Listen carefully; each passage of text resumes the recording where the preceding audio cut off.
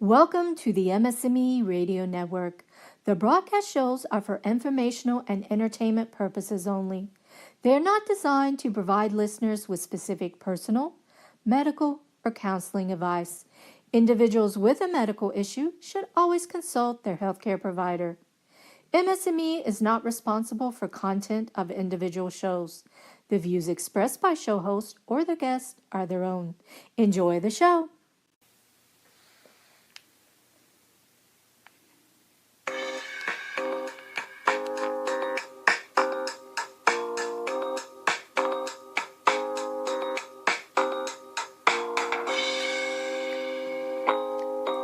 Hi there! Welcome to this, the 60th episode of A Couple Takes on MS. Hi, this is Dan Digman. And hi, it's me, Jennifer Digman. And welcome to this. Not only is it the 60th episode of our program, this is our first episode for the year 2019. Woo woo! Happiness, Happy New Year to everybody. Absolutely. Happy New Year. Happy New Year to you. Did you have a good New Year's Eve, New Year's Day? It was good, other than, let's say, my husband and my caregiver getting sick. And that's what we're talking about today is for those of you, everybody living with multiple sclerosis, it's really nice to have things where you have a caregiver there to help you through activities of daily living or just getting through the days, getting through multiple sclerosis. But what happens when your caregiver gets sick? Yeah, that makes your world kind of crumble. Your world, but then also the caregiver's world crumble. I guess really quickly, let's just fill everyone in. If this is the first time you've listened to our show, it's A Couple Takes on MS because I, Jennifer, have been living with multiple sclerosis since 1997. I'm no longer walking, and I'm lucky enough to have a wonderful husband who also is living with multiple sclerosis. And I'm the lucky spouse, and I've had MS for, this is like 19 years now. 19, 20, yeah, I have to do the math on that. We've been married for 13 years. And as Dan was saying, when a caregiver gets sick, what's interesting about our relationship, and I hope you don't mind me speaking for you, is just that, we're both caregivers for each other. I'm the one in the wheelchair, so it's easy for people to assume that Dan's my primary caregiver. But I do a lot, I'd like to say. Granted, I have help, but I do a lot to help Dan in his daily life. Certainly not as much as he has to do to help me or as he wants to do to help me. But when it was New Year's Eve, when we started getting sick a little before New Year's, but when it really hit the fan and it really got tough was New Year's Eve. It was New Year's Eve, and I think that's the big thing. Obviously, yeah, you are my caregiver, and I've often said that. For as much as people think I'm your caregiver, you do equally as much for me. And I think, I don't have to keep a grocery list. I don't have to do laundry. I don't have to do a lot of the stuff that you track and everything. But by the token, you need my help to make transfers, in the bathroom, in bed, help you eat, make the food. Yeah, getting dressed and everything. And so what we're offering today is to give you some tips and things to think about, both for you as a person living with MS and for the caregiver you have in your life who takes care of you. Or for you listening out there, if you're someone taking care of a person living with MS or another chronic illness where that person needs help. Because there is a lot we both can do, and Dan often talks about the fact that we play to each other's strengths. He works 40 hours a week, and he doesn't have time to shop for birthday gifts for our nieces or to write out Christmas cards, small things like that, which kind of as the those season are huge things. winds down, those are huge things, you're right. And I don't have the ability sometimes to cook dinner if you want something a little more fancy than like a meal cooked in a microwave, and Dan does that. So again, we play to each other's strengths. And when you are sick, babe, that's a little scary for me as a person who so much relies on my caregiver. So I think that might be the first thing as both of us when you're dealing with sickness or when something comes up and your caregiver is not functioning at their highest level. It's just to stay calm. Your partners, you work together, you will get through this. And that took a lot. Just to take you back to where we were New Year's Eve, I actually was flirting with the thought during that afternoon of saying, because we had our friends over, Amy and Tony and their two younger daughters, and I was thinking, I'm just really feeling, this illness I've been dealing with the last couple days. I really felt it coming on, and I know that for me, and I don't know how it is for you, Jennifer, or you out there listening, when I get sick, every symptom of my multiple sclerosis is exaggerated and intensified 100-fold. Yeah, I would say that's pretty true for me as well. And just when you are sick, Dan, and I love you, and I hope this doesn't surprise you, but you wear your sickness. I mean, you can just look at Dan and you can tell he's not feeling well, because so often you're in like good spirits and you're feeling well, but then when you don't, that night could not get over quickly enough.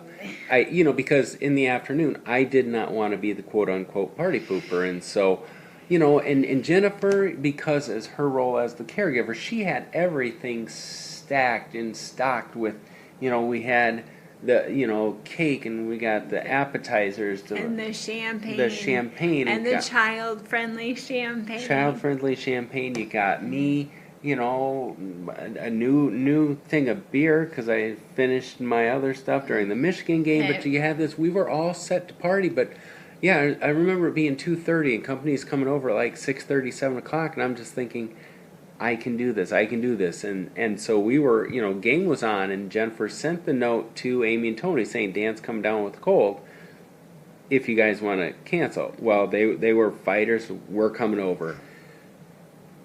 I put on my bravest face, and it was... You did a wonderful job. But it's like then, as the night went on, I truly had nothing left, and thank goodness, their daughters were getting antsy. And being children, where they're getting tired, and you could tell that probably we were not going to make it up for midnight for the ball drop with the 6 of us, that, the girls needed to go home. And I think Amy maybe read you a little better than I did, that she knew you were starting to fade fast, and just she better help clean up, and she's an excellent friend, and she did. She helped clean up, put things into the refrigerator, things I couldn't do by myself, and she did that, and they checked out, and then... And I think that's really, so then, okay, I'm sick, and there's like concession, and after our friends left, and it was about probably 20 to midnight, and Jennifer and I just sat and watched the ball drop, and in my mind I'm thinking, how is this going to happen from here on out? Because it's 20 to 12. We're not in our pajamas yet. We still have to get ready for bed and into bed. Thereby then that means me making transfers to stand you up, pivot, transfer onto the toilet, back and forth, and then on into bed. And I can't hardly walk. Every time I would walk to the kitchen, every time I would walk to anywhere, it's like I was hanging onto a wall to keep me up, and I'm thinking, how am I going to help you stand? And so I think that's where one of the biggest things is you need to be flexible. When your caregiver is sick, you both just need to be flexible in what is your idea of how things are going to get done and when they're going to get done. And to be perfectly honest, refresh my memory if I'm having like a little revisionist memory, But I think I slept in a lot of my clothes that night. I slept in the sweater and You slept in your turtleneck sweater, and that's where you were flexible. But that's where, you really have to, and keep an open mind for you in a relationship as either the person receiving the care or the person giving the care, because you were gracious enough to say, Dan, I can just sleep in my clothes. yes. I'll just sleep in my clothes. And that's where I knew it was kind of bad for you, because you had your turtleneck on, and it's just like, and I'm seeing in my head that I know about 4 hours after we're in bed, your once freezing self will become in fuego self, and you would be really hot, but you were willing to stay in your turtleneck. However, I saw the writing on the wall that I knew you were wearing your pants that were a little that didn't have they weren't like flexible fabric. You didn't have they were like stretch pull-up pants. They weren't as stretchy, and I don't want to say they were tighter, but they were a more slim fit. And I had partaken in our New Year's festivities and eating a bunch of really good food. Thank you, Amy. And you said that's going to be too difficult for me. It's going to be too difficult, and for that initial thing where it was under control, I knew I'd be able to at least get your pants, change your pants and put on just easy to pull up sweatpants, just some sweatpants that's going to make it easier for me to do the transfers, because when Jennifer stands and I have to, pull her pants up and everything, and I just knew it was going to be easier to do it that way. And it was a challenge, but it's just, that's where you just have to pause, and you can't, I guess it's the flexibility in knowing that you're not going to be able to do everything status quo as you always do it. And it's the faith, which is something, I laid down and I was wearing a turtleneck sweater under covers, and I was comfortable when we first laid down. And as Dan says, I normally get really warm after a few hours. But I wasn't thinking about that. I was like, okay, I can lay down. I can fall asleep. When I get warm, we will cross that bridge when we come to it. But right now, Dan needs to get some rest. So it wasn't a humongous sacrifice to say, I can sleep in a sweater for a couple hours just so you can get a little bit of rest and see if that helps. And I appreciate that. Yeah, and I appreciate that in 3 hours, 4 hours, when I did get warm, you were able to help me. You were a little bit stronger and were able to help me change my shirt and put on my pajama top. So I think that flexibility was really important, as is patience. I don't think Dan and I can stress patience enough, that you really have to, in that moment where I'm like, no, Dan, I'm fine. I can sleep in my jeans. And you're like, no, Jen, I can change it. This is important. And I had to be patient and say, okay, if Dan thinks he can do this, we can do it. And I think with that patience comes the honesty, and that's where it really requires a lot with your caregiver in that communication and that connection, that I saw what you were saying and I understood it.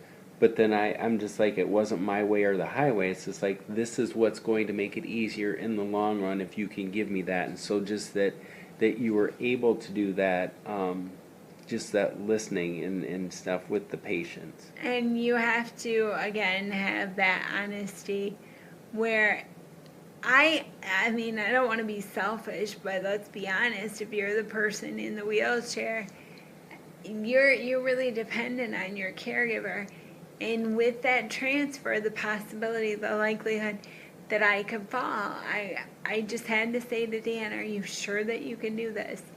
Do you feel strong enough to do it? And I know you don't feel well, but I need an honest answer. And I think if you were too weak, you would have said, look, let's not do this. I don't want to have to get out the Hoyer lift to get you up off the floor. It would have been a bigger challenge with the Hoyer lift. And I think that's with the honesty, because we've been in that situation before when we were on our trip to New Orleans at the hotel and I got sick. Is that my issue? And I'm the little sick guy.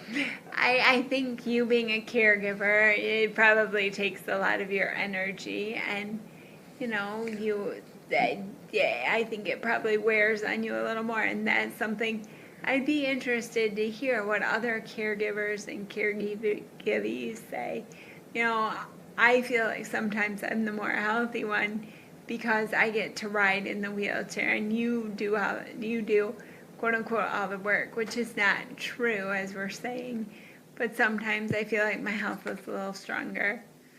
And You're not the little sick well, one, I'm a though. little sick one, or when I get, but it is because I know when we were in Detroit in the hotel, and I wanted to be a superhero, and that's just something too that you and those of us in caregiver relationships, just you have to be prepared that you're not going to get it right every time, and everything is a learning lesson. Absolutely. Hindsight 2020. Now I should have said, I need to be the party pooper. And it wouldn't have been a party pooper. And again, that's another instance of flexibility. When my caregiver spouse is not feeling well, I need to be mindful of his health. And yes, it would have been kind of a bummer not to have had New Year's Eve, but to know that you were getting better and that we weren't wearing out your health. Not that I regret doing the New Year's Eve that we did, but it's just in hindsight, now we know when Dan's not feeling well. Or vice versa, if I'm not feeling well, we're going to be a little more mindful. Listen to our bodies. And that was the thing that when you asked then after our friends left and I'm weak and I'm can't hardly walk, and you ask, am I sure I can do it? And it's like, I knew deep down that I had the strength to do it, but that was it, and so I think that's why then I was stumbling a lot, because I used all of my energy to make sure that we executed the transfers effectively. And see, you're still coughing, my Excuse sweet pea. But it is one of those things, had we not had Amy left and Dan been too weak to transfer me, we could have called our friends Amy and Tony. Tony certainly would have helped. Or let's be honest, I'm the person with multiple sclerosis who's in a power wheelchair. I could have reclined back. It's not the most comfortable sleep, but if I could have got like maybe a good hour of sleep and let Dan sleep just to recharge his battery, that could have helped. And exactly, and those are the concessions we make to have fun and carry on as we do. Well, and I think that's the big thing too with it. When you're dealing with the sickness with the caregivee, neither one of you, don't be afraid to ask for help. And I think that was the huge help towards the end of the night. We had to clean up the food. We had to clean up the drinks, everything that was there. And ordinarily, I would say, oh, don't worry, Amy, Tony, I got this. Because, they're guests in our house. This is the mess we made. I can clean this up. I think, Amy, you say that I wear my sickness well, that she saw I was not doing well. And they being good friends, they didn't want Dan to be a hero. They would have let him, say, oh, no, I can do it. But Amy is a mom, and so is, Tony is a father. They don't want to see their good friend, like, despite his health, be like, no, I got this. So don't be a hero. Ask for the help when you get it. And then with being honest and asking for help, it's important to be mindful. It was New Year's Eve. I was partaking in some champagne. I was having a good time. But as it became apparent Dan was feeling worse and worse, I stopped drinking. I stopped having beverage because I knew that those transfers to the bathroom were going to be difficult. And maybe that's not the most healthy way to approach that situation, but I'm gonna stop drinking. I'm gonna stop having fluid because I don't want to have to go to the bathroom. I have to be mindful of that. and you were smart enough, we grabbed my medical alert, so we had that kind of everywhere, because sometimes I'm not exactly 24 hours a day, 7 days a week medical alert wearer. But in the moment where Dan doesn't feel well, I had that close at hand. So if a transfer did get botched or we needed to push my lifeline, my medical alert button, it was there. And that gave us a little peace of mind to make these transfers. Well, and it's just to where, you make that comment. Because, and that, just that with the we talk drinking, and we're talking just even liquids, period. But I know that New Year's Eve, and I had one beer. Right. Because I knew I was fading fast, and there was no reason to exaggerate or or intensify that situation. And so, and we had we split a half a glass of champagne just to celebrate. But it is just being that flexible, and I think that's the other thing, is just to take that step back and, for me, just don't be a hero. And I think that's where I want to do everything for you. And it's like I have a big S on my chest. I'm like Superman, and I can do anything and everything, but it's just realizing my shortcomings, to just back off and just say, I can't do it all.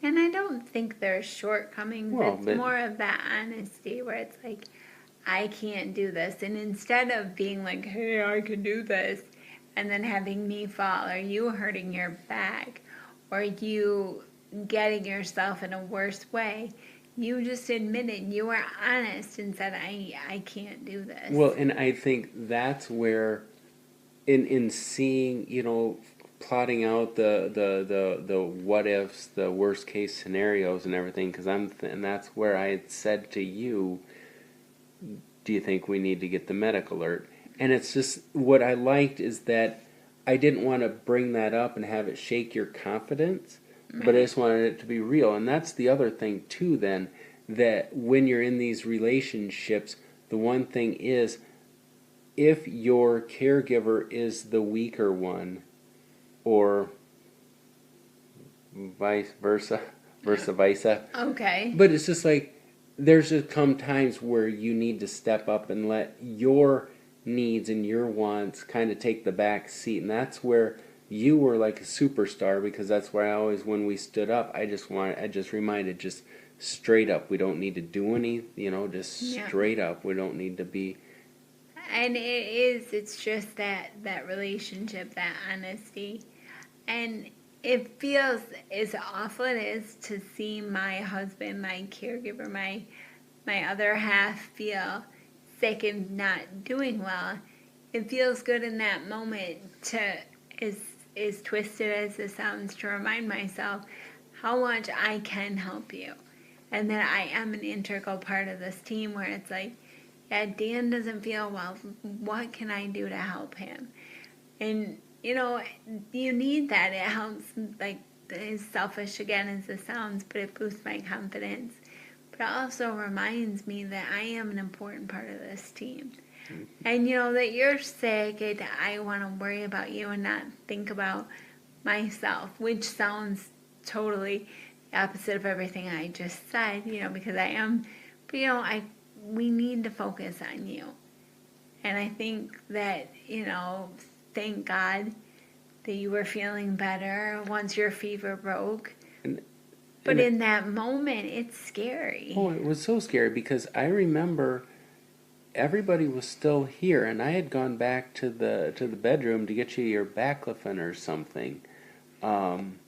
And I did. The pillows looked so nice and cool on the bed, and I laid down for like 2 minutes just to breathe for a second. And I remember thinking, how the hell am I going to get through this tonight? And I mean, because I think it was probably about like 10 o'clock, and you're just realizing that it's like another 2 hours till midnight. Mm-hmm. And I coulda, woulda, shoulda been strong enough to say, friends, you need to go home, because we should have been perceptive and patient, or not selfish, and just said, yeah, Dan's fading fast. I guess I didn't realize that you were that going that quickly, but as soon as I hit it well, didn't I? You do. You hit it very well. The acting school that you went to was top notch. But as soon as we focused on you and we made an effort to just shut it down, we really kind of changed the course of the next few hours, where it was the caregiver being the caregivee. And that was the best thing. It's like that total sense of relief once you were in bed and in position. I mean, I almost slept in my clothes because I'm just like I don't have the energy to change my clothes, but it's like I knew I would be more comfortable, especially I'm running a fever, blah blah blah. But it was, once the fever broke about 2:30 in the morning, I woke up and I felt fine. Thank God, and it's not always that way, but I think when you have these moments and you have these experiences, you're that much more thankful for when things go right and what to do when these problems present themselves again. And so with that, we appreciate you taking the time to listen today, just about just tips for things to be mindful of when your caregiver gets sick, or when you as a caregiver get sick, and it hinders that whole relationship. And it's just to remember to be flexible and to be patient and to be honest, to ask for help, to be mindful of how the other's feeling, and just really, I think honesty is at the top, and to be patient and have faith.